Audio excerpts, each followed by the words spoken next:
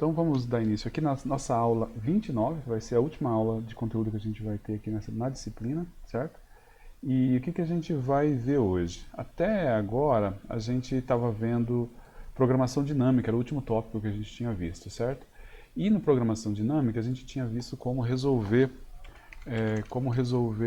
problemas que, basicamente, o Eduardo vai estar ajudando nessa gravação. Basicamente, a ideia de programação dinâmica é que você troca complexidade de tempo por complexidade de espaço, né, Eduardo? Correto.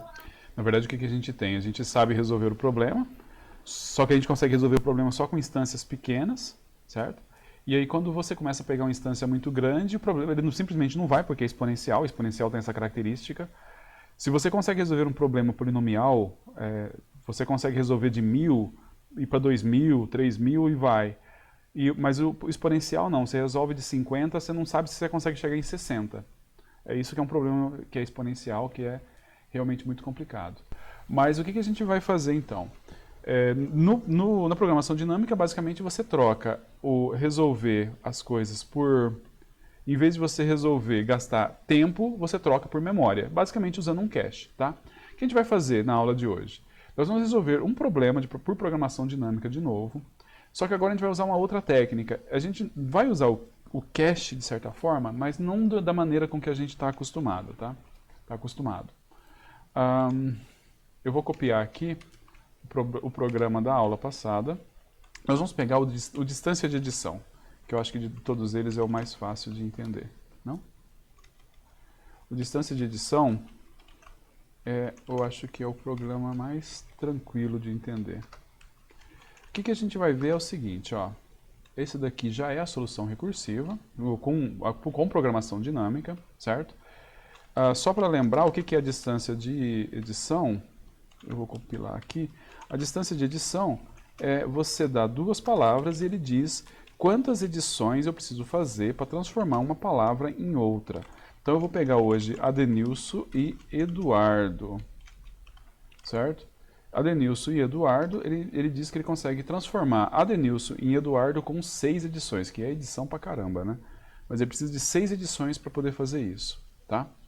O que é uma edição? Uma edição é ou você elimina um elemento, ou você introduz um, ou você troca um caractere por outro, tá? O que eu vou mostrar para vocês é o seguinte. Bem, a solução, só lembrando, basicamente o que ela faz? Você chama aqui a solução recursiva. Essa solução recursiva, ela verifica se as coisas estão no cache. Se não estiver no cache, você vai encher, colocar no cache, vai fazer as contas aqui, para poder colocar as coisas no cache, certo? E depois você retorna o cara que está no cache. Isso aqui garante que quando você for fazer as chamadas todas, você só calcula para um par de valores dos parâmetros que muda, que no caso aqui seria o P1 e o P2, você só calcula isso uma única vez. E isso daí resolve o problema.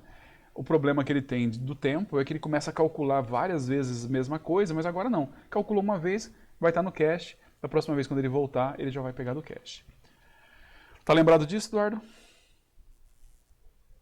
Sim. A única coisa que a gente vai fazer antes da gente começar é o seguinte, vamos ver como é que fica o cache depois que ele termina de chamar, tá? Isso daqui, normalmente isso é o suficiente para a gente entender o que a gente tem que fazer, que aí é a outra abordagem. De novo, eu sempre que eu vou resolver algum problema por programação dinâmica, eu faço desse jeito que a gente está vendo aqui, tá?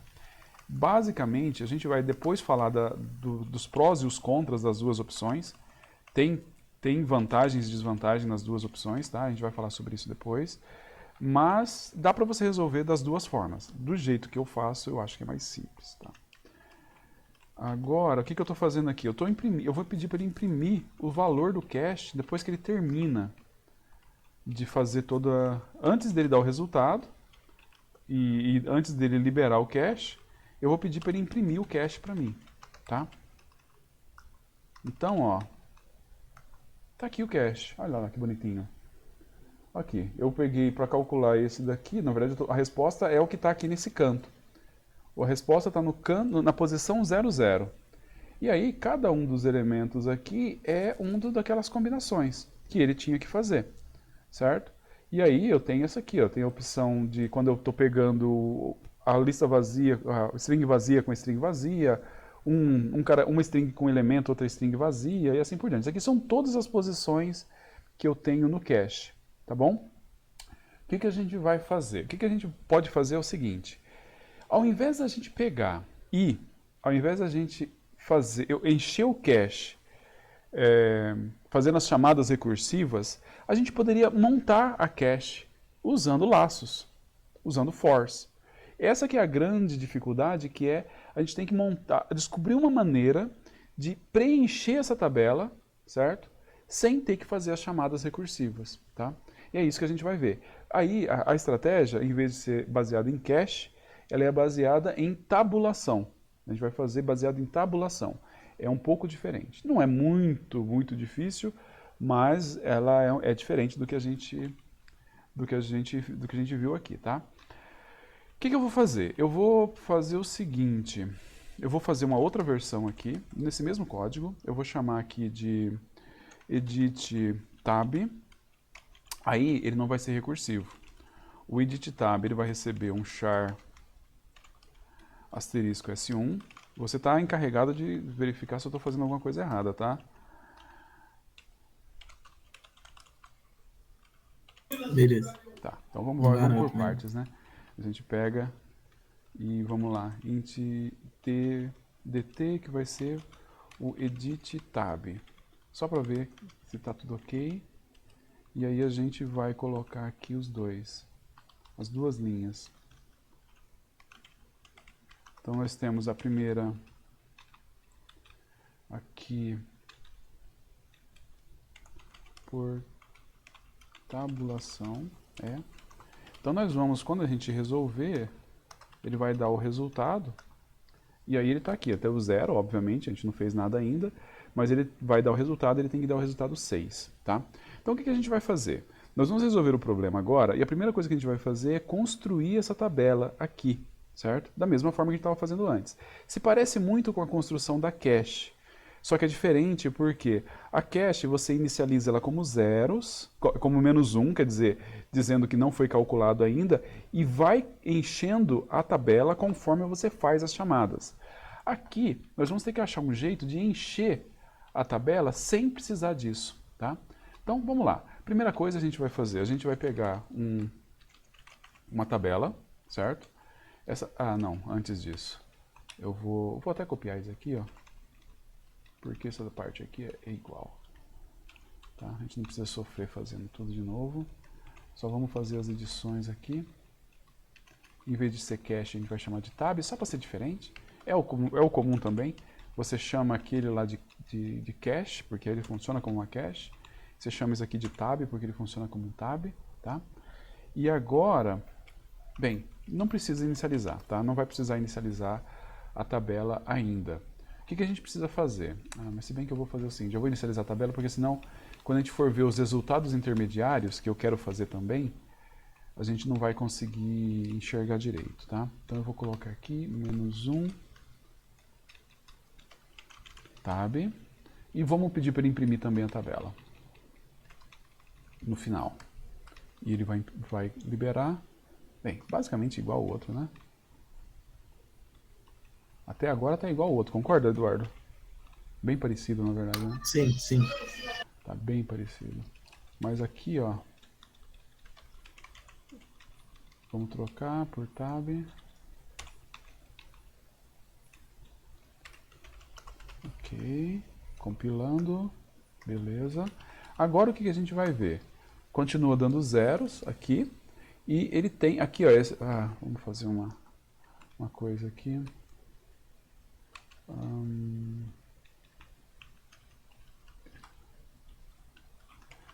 Ele continua dando os zeros, zero ali, porque a gente não fez nada ainda, mas já dá para perceber que nós temos aqui as duas tabelas, tá?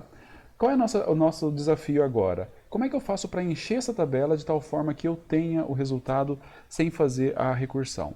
Bem, a gente vai pensar da mesma forma que a gente pensaria com a solução recursiva. A solução recursiva, a gente tem o caso base. A gente tem que olhar o caso base. Qual que é o caso base? O caso base é quando você está nessa última coluna aqui, ó. Por incrível que pareça, O caso base é essa última coluna. Por que é essa última coluna? A última coluna é a última linha. O que essa última coluna representa? Ela representa quando o seu P1 ou o seu P2 chegou no limite da string, no valor máximo da string. Então o que a gente vai tentar fazer aqui? Ó? Se você for reparar, olha só, essa coluna aqui, ela não foi até o final, porque não precisou calcular esses valores aqui, mas basicamente essa coluna aqui é o meu caso base quando a minha primeira string está zerada. Essa linha aqui é o meu caso base quando a minha segunda string, está zerada, certo? Então o que nós vamos fazer? A primeira coisa, nós vamos preencher esses dois, a coluna e a linha com o caso base, tá? Bem, temos várias maneiras de fazer isso, várias maneiras, mas eu vou fazer da forma mais direta que eu imagino que dá para fazer, que é o seguinte: a gente vai fazer um for, ele vai da posição, o i recebendo 0, i menor ou igual a i menor do que L1, i mais mais. E aí, isso daqui é o seguinte, ele está pegando todas as linhas. Em cada uma das linhas, na última coluna, eu vou colocar um valor lá. Então, o que eu vou colocar na última coluna? Eu vou pegar na linha I, na coluna L2 menos 1, e eu vou ter que colocar um valor lá. A gente vai ter que tentar decidir qual que é o valor que eu vou colocar lá. Só para você ver que é isso que a gente está pegando mesmo, eu vou trocar ele por, sei lá, por 9 aqui. Vou compilar. E rodar. Só para você ver o que eu fiz. Ó, eu troquei essa coluna aqui por 9. Tudo por 9. Mas não é 9 que deveria ser. Deveria ser algo parecido com isso aqui, ó. Aqui deveria ser 7 e aqui deveria ser 8. Então é 8, 7, 6, 5, 4. Como é que a gente faz para replicar isso daqui?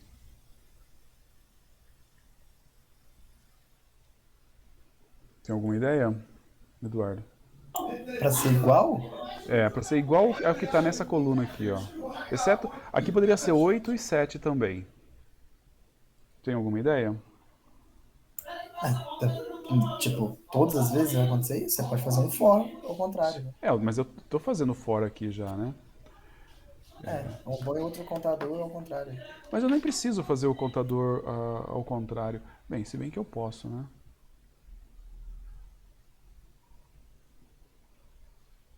Se bem que eu posso. Tá, bem, vou tentar simplificar. Talvez eu vou complicar mais, mas vou tentar simplificar da seguinte forma. Tá vendo isso daqui, ó?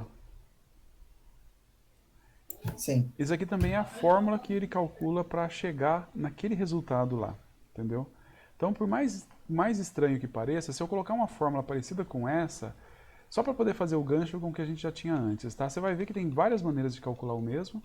Isso que você falou de fazer o for ao contrário me parece ok, mas não vai ser ok pelo seguinte: você tem o i.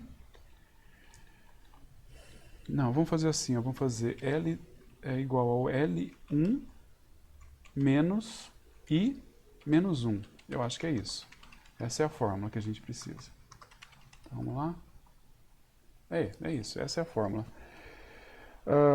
Por quê? Porque na verdade é isso, né? Você tem que pegar o cara que é o da posição 0 vira a posição 8, vira 8, o cara da posição 8 vira 0. Então essa coluna aqui está preenchida. Faz todo sentido. Certo? Ok. Se a gente quisesse, a gente poderia ter feito assim também. Era o que eu tinha pensado em fazer. Ó. A gente poderia ter feito assim. str len de S1 menos I. Menos I, eu acho, basta.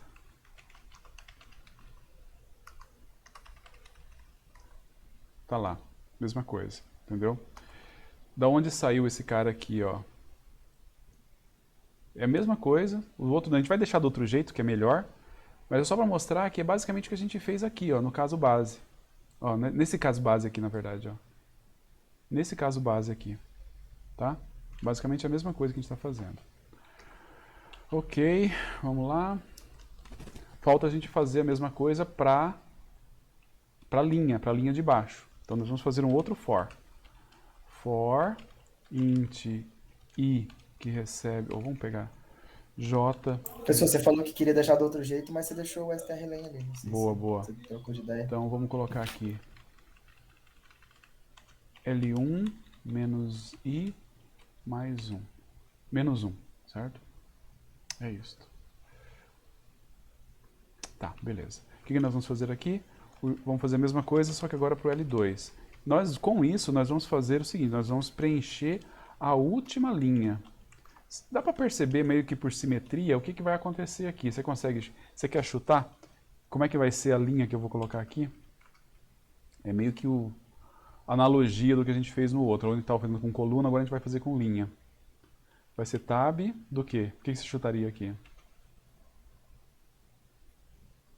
O inverso, tipo, aonde está Uhum. L2 menos 1. Mas L1 menos 1, né?